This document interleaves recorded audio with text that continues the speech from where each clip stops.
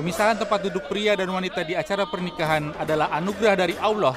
Gak bisa ya kamu ngomong benar, Hamdan. Kupikir kamu akan nunggu di luar sepanjang acara.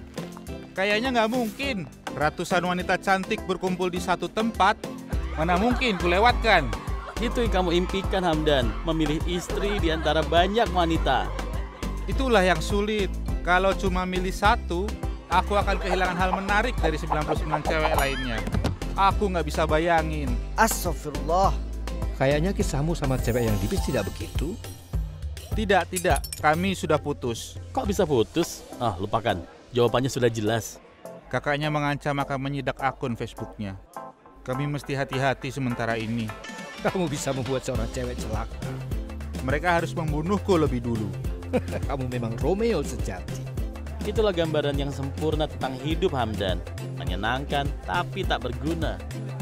Ngomong-ngomong, aku mau dengar kisah terhebat tentang Allah yang pernah diceritakan oleh para nabi. Dan aku juga pengen tahu, dari mana kamu dapat pemikiran ini? Aku tidak mengarang cerita tentang Allah. Semua ada di kitab suci.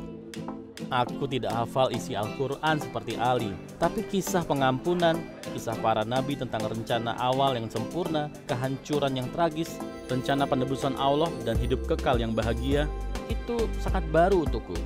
Dan tidak ada hadis yang menulis tentang itu. Kok pacarku bisa terasa dekat dan jauh di saat yang sama ya? Terkutuklah tradisi yang jadi tembok penghalang kita. Cukup, kalau kamu terus bicara aku bakal menangis. Kisah Nabi Adam dan Siti Hawa, Nabi Ibrahim, Nabi Musa, Nabi Daud, Isa Al-Masih, dan para nabi tertulis di kitab Taurat, Zabur, dan Injil.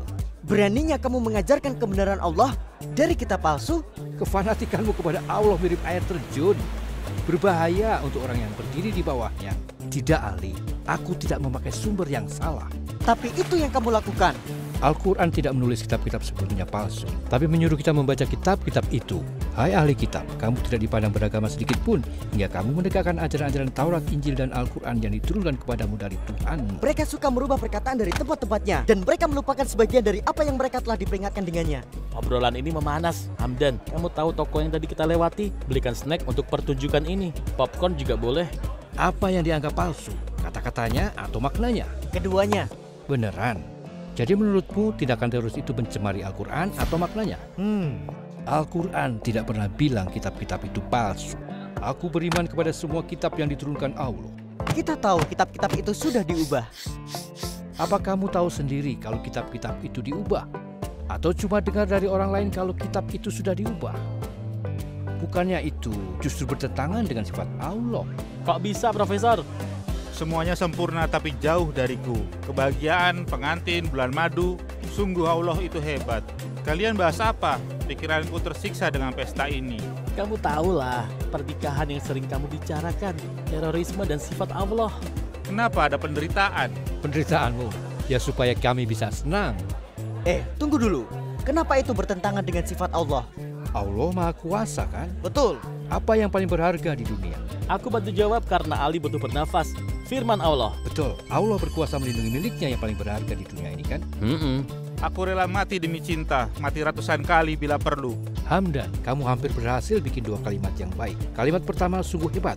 Kamu rela mati demi cinta. Kamu akan berusaha menjaga kekasihmu. Itu sebabnya Allah menurunkan Al-Quran yang tidak boleh dihina dan diubah. Sesungguhnya kami telah menurunkan kitab Taurat. Di dalamnya ada petunjuk dan cahaya. Apa mungkin Allah pakai sesuatu yang salah sebagai petunjuk? Jangan tersinggung, Ali. Sang profesor memang pandai.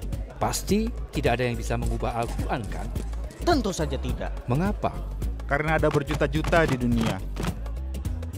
Wah, Hamdan selalu penuh kejutan. Ya, sangat mustahil bagi seseorang mengumpulkan Al-Quran dari Maroko ke Indonesia lewat Turki dan Arab lalu mengubahnya. Maksudnya apa? Contohnya Injil, sama seperti Al-Quran, Injil cepat tersebar ke seluruh dunia. Sekarang ini ada ribuan naskah dari zaman Nabi Isa di seluruh daratan Mediterania. Dan kamu tahu? Apa? Semua isinya sama, tidak ada yang dirubah. Oh ya? Di The British Library London, ada Codex Alexandrinus dan Codex Sinaiticus.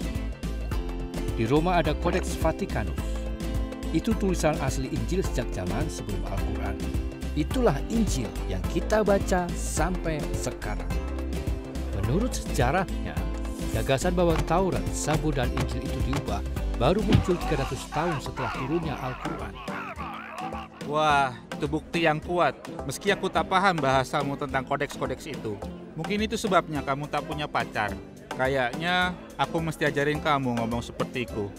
Jadi apa bedanya dengan Al-Quran? Kepercayaan kepada 3 Tuhan?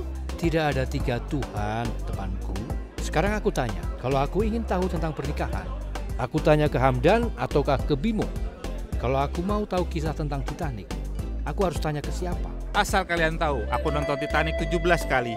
Kalau kita mau tahu tentang sesuatu dan ingin membahasnya, kita harus mengalaminya sendiri.